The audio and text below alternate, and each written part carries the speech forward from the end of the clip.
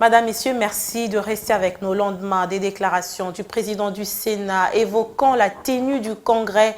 Les réactions de la classe politique ne se sont pas fait attendre. La démarche semble être contestée ou appuyée selon les tendances politiques de chacun. Les constitutionnalistes sont presque divisés en attendant que l'opinion soit fixée sur la tenue ou non. L'on revient sur les arguments brandis par chaque parti dans cet élément. La classe politique s'agite et les débats vont dans tous les sens. Congrès ou pas, on en saura un peu plus dans les jours à venir. Entre-temps, les constitutionnalistes se déchaînent, argument contre argument, pour donner une interprétation sur chaque position. Jean-Marc Abound a évoqué la violation à l'article 119 au sujet de la convocation du Congrès par Alexis Thambwe Mwamba qui appuyait sa décision sur le respect de l'article 166 de la Constitution en vue de valider l'état d'urgence décrété par le chef de l'État.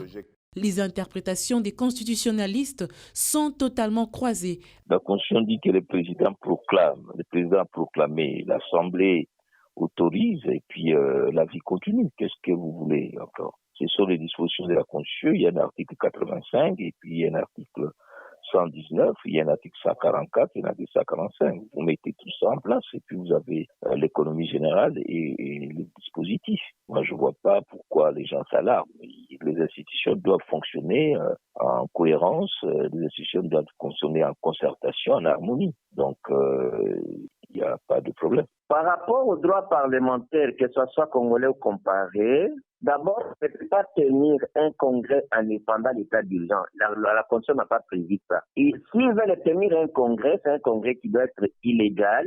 Et le président de la République a le pouvoir de mobiliser l'armée et la police pour interdire tout rassemblement au-delà de 20 personnes, même au Parlement. De deux, l'état d'urgence, lorsque Thambwe Mwamba dit que c'est un état d'urgence de fait et non de droit, l'enjeu principal, ce n'est pas d'aller corriger ou régulariser l'état d'urgence. L'enjeu principal, c'est montrer que le président de la République a signé l'ordonnance de les convoquant et proclamant l'état d'urgence. Il a violé intentionnellement la Constitution. Le Congrès va décider selon le règlement intérieur, soit une recommandation, soit une résolution, soit une motion de mise en accusation du président pour haute trahison. C'est ça l'enjeu principal. À ce sujet, au-delà d'une interprétation légale, plusieurs autres arguments sont brandis par une frange de la classe politique. Le non-respect des mesures sanitaires et l'aspect budgétivore de ce congrès. Pour les deux cas, Alexis Thambwe Mwamba persiste et signe. Il y aura congrès. Il dit avoir saisi le gouvernement. Le palais du peuple est en train d'être désinfecté.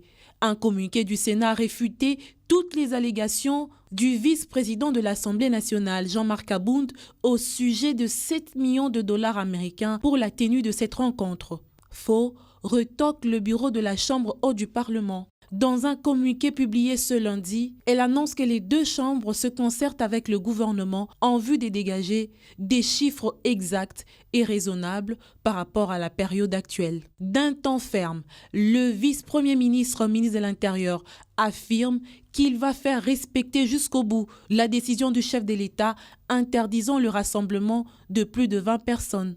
Dans les mesures d'urgence sanitaire qui ont été prises, les rassemblements de plus de 20 personnes sont interdits. Et l'Assemblée nationale elle-même, les jours de l'ouverture de cette session en cours, qu'est-ce que les deux présidents avaient pris comme, qu'est-ce qu'ils avaient dit dans leur discours? N'avaient-ils pas dit qu'ils suspendaient toutes leurs plénière jusqu'à ce qu'on voit l'évolution de la propagation du virus. Et eux-mêmes avaient tiré cette conclusion-là, que ça ne servait à rien qu'eux aussi puissent se réunir parce qu'ils s'exposaient à la contamination. Si eux-mêmes, de leur propre gré, avaient décidé de ne pas tenir leur plénière, je ne vois pas en quoi cela peut être imputé aux membres de l'exécutif qui n'a fait que tirer la conséquence logique de la situation grave que traverserait le pays au cas où on ne prenait pas de précautions pour arrêter la contamination du virus.